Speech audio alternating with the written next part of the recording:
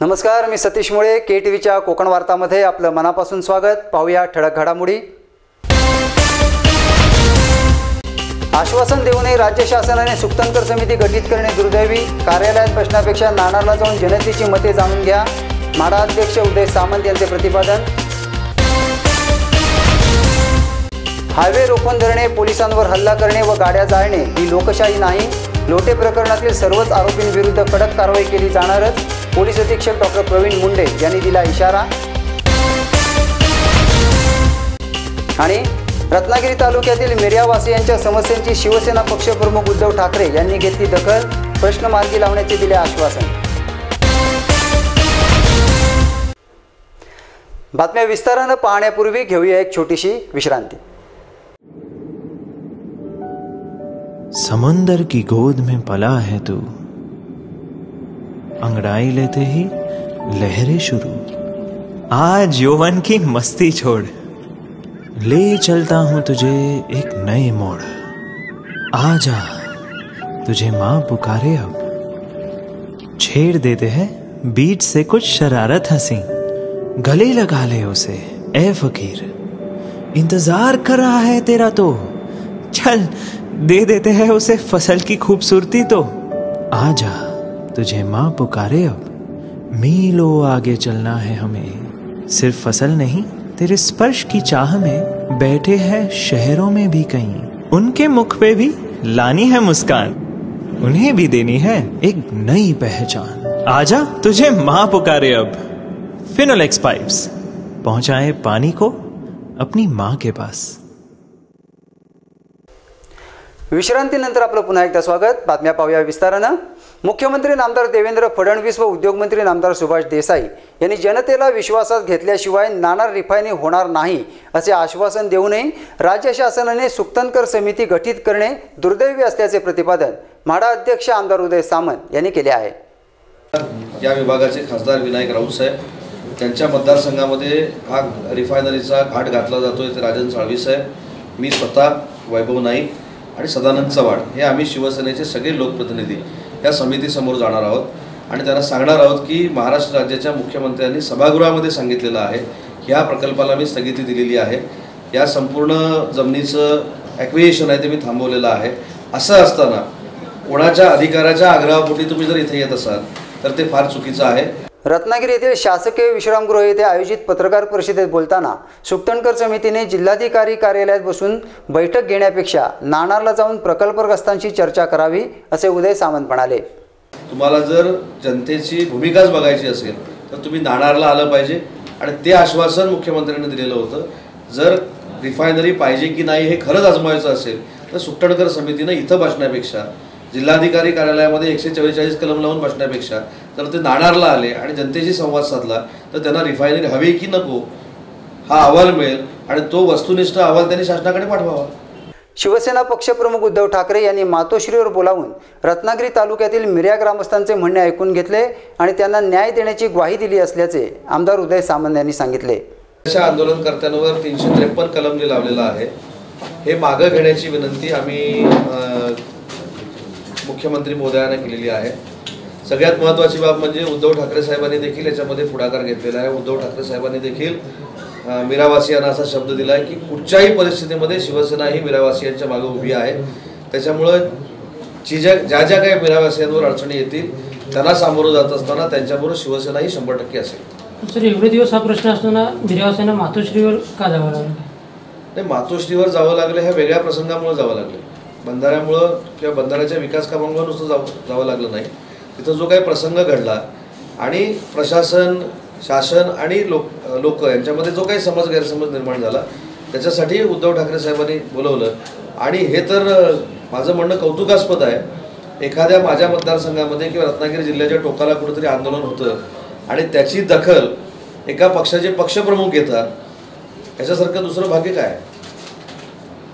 दरम्यान रत्नागिरी विधानसभा मतदारसंघाच्या विकासाकरिता करोडो रुपयांचा निधी आपण आणला असल्याची माहिती उदय सामंत यांनी पत्रकार परिषदेत बोलताना दिली व माजी खासदार निलेश राणे यांच्या टीकेला उत्तर देत बसणे आम्हाला शक्य नसल्याचे म्हणाले। शिवसेनेचे उपनेते म्हणून दोन एक प्रश्न आपल्याला विचारणार आहेत। नाही, पहिलीच गोष्ट सांगतो, माझी खासदारांच्या भाषणाबद्दल जर मला विचारत असाल तर माझी स्टेटमेंट देऊन मला त्यांना मोठं करायचं नाही. त्यापूर्वी शिवसेनेवर एक साधा जर मी काय सांगितलं, माझे खासदार कशाला काही असू दे, त्यांच्या स्टेटमेंटवर स्टेटमेंट देऊन मला कुठच्याही माणसाला मोठं करायचं नाही. ज्यावेळी माझ्या राज्यस्तरावरच्या माणसानं माझ्यावर टीका केली त्यावेळी त्याचं उत्तर मी दिलेलं आहे. प्रत्येक गोष्टीला त्यांना सवड आहे म्हणून ते येऊन माझ्यावर टीका करतील, खासदारावर करतील, त्यांना मी प्रत्येक गोष्टीला उत्तर दिलं पाहिजे असं काय माझ्यावर बंधन नाही. जनता उत्तर देईल, त्याच्यामुळे मला त्याच्यात इंटरेस्ट पण नाही. आजची माझी प्रेस कॉन्फरन्स मी किती कोटी रुपये मतदारसंघामध्ये आणले याच्यासाठी होती, बाकी मला त्याच्यावर अदखलपात्र. खेड तालुक्यातील धामणदेवी पीरलोटे येथे गोहत्या व गोवंश तस्करी प्रकरणी पोलिसांनी 3 संशयित आरोपींना अटक केली असल्याची माहिती पोलीस अधीक्षक डॉक्टर प्रवीण मुंडे यांनी दिली आहे. तर बेसिकली हा जो काही घटना घडली त्यामधनं ती पोलिसांवर हल्ल्याची सुद्धा घटना घडली, त्याला तिथे असणारी ही गोहत्याच्या संदर्भातल्या संशयाची किनार होती आणि तो जनतेचा त्यामध्ये मागणी होती की हा गुन्हा त्वरित डिटेक्ट व्हावा. यासाठी अहोरात्र प्रयत्न करून, कारण तो मूळ मुद्दा आहे शेवटी, त्यासाठी अतिशय मेहनतीने तपास करून हा गुन्हा डिटेक्ट करण्यात आलेला आहे. यामध्ये 3 आरोपींना अटक करण्यात आलेली आहे, ज्यांची नावे शमसुद्दीन इस्माईल खेरटकर, राहणार खिर्डी, तालुका चिपळूण, पांडुरंग कदम, आवाशी देऊळवाडी, तालुका खेड आणि संतोष गमरे, आवाशी बौद्धवाडी, तालुका खेड असे हे आरोपी आहेत. पोलीस अधीक्षक कार्यालयात आयोजित पत्रकार परिषदेमध्ये बोलताना डॉक्टर प्रवीण मुंडे यांनी लोकशाहीनुसार आंदोलन जरूर करावे, परंतु ते हिंसक नसावे असे म्हणाले. आणि जो कोणी म्हणतो की शांततापूर्ण मार्गाने आंदोलन चालू होतं, त्या सर्वांना ही याची कल्पना असावी की नॅशनल हायवे 3 तासासाठी रोखून धरणं याला हे शांततापूर्ण किंवा लोकशाही मार्गाचं आंदोलन नाही आहे. आणि इथून पुढे सुद्धा हे सर्व कायदाप्रिय, शांतता अबाधित राहणाऱ्या नागरिकांसाठी माझं आव्हान असेल की रास्ता रोको याला कोणीही लोकशाही मार्गाचं आंदोलन म्हणू नये. आणि यापुढेही जर का अशी आंदोलनं झाली तर डेफिनेटली आम्ही कायदेशीर कारवाई निश्चितपणे करू. त्यामुळे जे कोणी लोकशाही मार्गाने जर आंदोलन करतील तर त्या आंदोलनाला परवानगी मिळेल, त्या आंदोलनाला पोलीस प्रोटेक्शन मिळेल याची मी ग्वाही देतो. परंतु लोकशाही पद्धतीच्या बाहेर जाऊन हिंसक किंवा रास्ता रोको असे प्रकार होत असतील तर त्या आंदोलनावर निश्चितपणे योग्य ती कायदेशीर कारवाई केली जाऊ शकते याची कल्पना असेल. या प्रसंगी अप्पर पोलीस अधीक्षक विशाल गायकवाड, उपविभागीय पोलीस अधिकारी बाजीराव पाटील, LCBचे पोलीस निरीक्षक शिरीष सासणे उपस्थित होते. दखल घेतली असती तर पुढील घटना घडली नसती असा सर्वपक्षीय नेत्यांचा आरोप आहे पोलीस डिपार्टमेंटवर. नेमकं आपलं म्हणणं काय बाबतीत? घटनेपूर्वी जेव्हा 4-5 दिवसापूर्वी सुद्धा एक तक्रार आली होती, त्या संदर्भात पोलिसांनी ॲक्शन नाही घेतली असं म्हणणं मला असं वाटतं खूप चुकीचं आहे. त्याचं कारण ही जी काही घटना 26 जानेवारीला घडली त्याच्या 10 दिवस अगोदरपासून डेली बेसिसवर पेट्रोलिंग आणि ट्रॅप लावणं रात्रीच्या वेळी सुद्धा हे चालू होतं. आणि हे पोलीस आणि गावातील काही व्यक्ती, काही तरुण हे मिळून जॉईंटली करत होते. म्हणजे हे फक्त पोलीसच करत होते अशातलाही भाग नाही, हे जॉईंटली नागरिकांच्या मदतीने रात्री ट्रॅप लावण्याचं डेली बेसिसवर चालू होतं. यश कधी मिळतं याची गॅरंटी देता येत नाही. 26 जानेवारी 25च्या रात्री सुद्धा नागरिक आणि पोलीस 4 मुलं जी एक फिर्यादी पण आहेत आपली त्यासोबत हे सोबत पेट्रोलिंग करत होते. आणि त्या ॲक्शनमुळे किमान आपण हा प्रकरणाचा छडा लावण्यात यशस्वी झालो आहोत. हे कोणीही मला असं वाटतं याची दखल घेणं सुद्धा गरजेचं आहे. त्या दिवशी रात्री कोणी पोलिसांना नव्हतं सांगितलं की तिथे असं चालू आहे तुम्ही जा वगैरे. हे ॲक्टिव्ह पेट्रोलिंगमध्ये प्रोॲक्टिव्ह पोलिसिंगच्या दरम्यान आपण त्याला थांबवण्यात यशस्वी झालो. आरोपी पसार झाले त्या दिवशी, आरोपी पकडण्यात यश नाही मिळालं, परंतु घटना थांबवण्यामध्ये निश्चितपणे यश मिळालं. त्या प्रोएक्टिव्हनेसमुळेच तो एक आणि गाय आणि बैल सुद्धा आपण ताब्यात घेऊ शकलो आणि आजच्या तारखेला आपण त्या प्रकरणाचा छडा लावण्यात सुद्धा यशस्वी झालो. लोटे येथील आंदोलनाची पोलीस प्रशासनाने गंभीर दखल घेतली असून कोणालाही पाठीशी घातले जाणार नाही, प्रत्येक गुन्हेगारावर कडक कारवाई केली जाईल असा इशारा पोलीस अधीक्षक डॉक्टर प्रवीण मुंडे यांनी दिला आहे.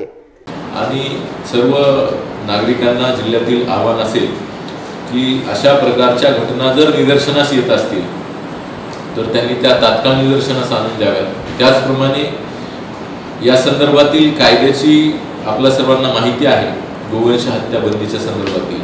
तर आपल्या स्वतःचे जे काही गुरे आहेत गोवंशाची, ती कोणीही स्वतः विक्री करू नयेत, कारण त्यावर बंदी आहे. तर ही सुद्धा कल्पना असावी. अशा कोणत्याही घटनांना अतिशय पोलीस गांभीर्याने घेणार आहेत.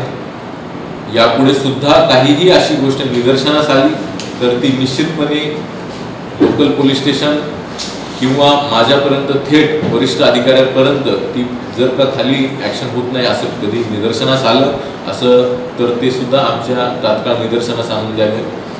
आम्ही या अशा प्रकारच्या तक्रारीमध्ये कोणतीही तमा न बाळगता अतिशय गांभीर्याने या घटनांवर कारवाई करणार आहोत.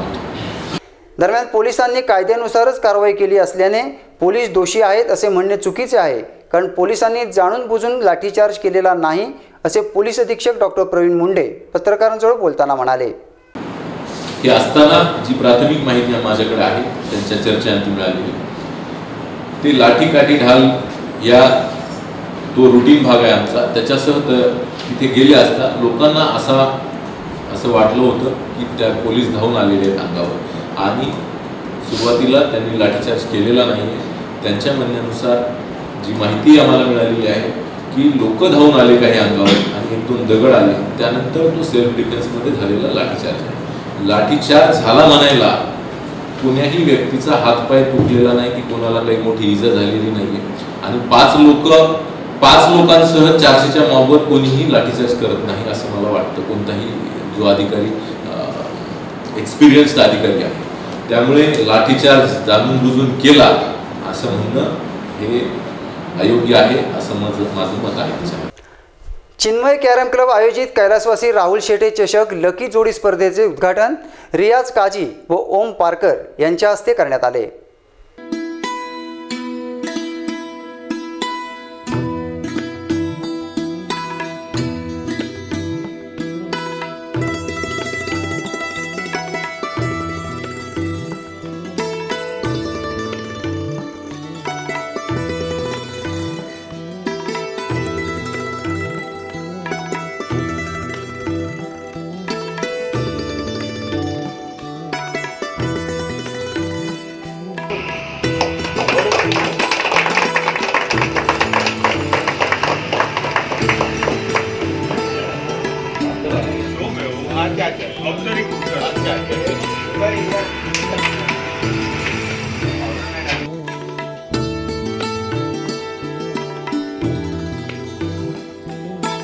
तीस खेळाडूंचा सहभाग असलेल्या या कॅरम स्पर्धेतील अंतिम सामना बंटी पवार, गणेश शेंडे विरुद्ध मिलिंद मुकादम, राजू तावडे यांच्यात खेळवला गेला.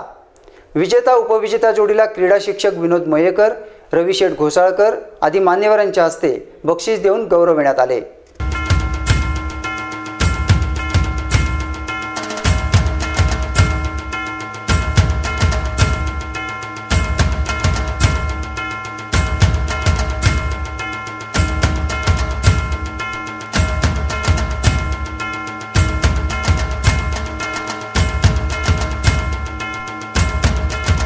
या प्रसंगी पंचपरीक्षेत उत्तीर्ण झालेले विवेक देसाई, मया कांदळगावकर, आकांक्षा कदम, पूर्वा देसाई, निर्वाण कांबळे, यश कदम, निधी बडे, गौरी कीर आदींचा भेटवस्तू देऊन सत्कार करण्यात आला.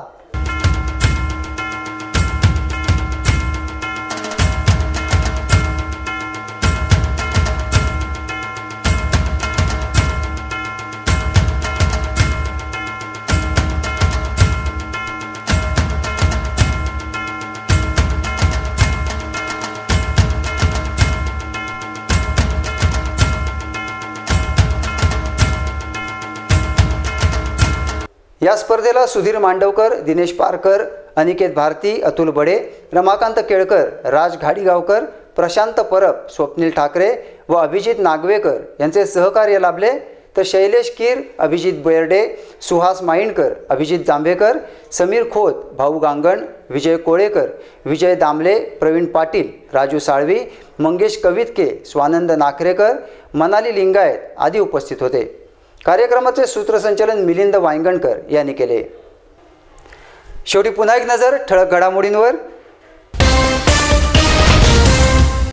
आश्वासन देऊनही राज्य शासनाने सुक्तनकर समिती गठीत करणे दुर्दैवी. कार्यालयात बसण्यापेक्षा नाणारला जाऊन जनतेची मते जाणून घ्या.